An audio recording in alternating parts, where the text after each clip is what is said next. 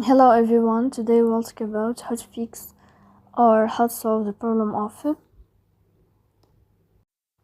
connection problem on the application of Bluesky. We go to settings.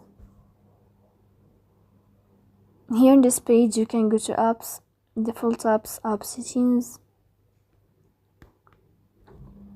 On above you can search about Bluesky and you will enter. Here in this page of app info you can click on first stop and you can click OK. Here we'll enter to the window of storage.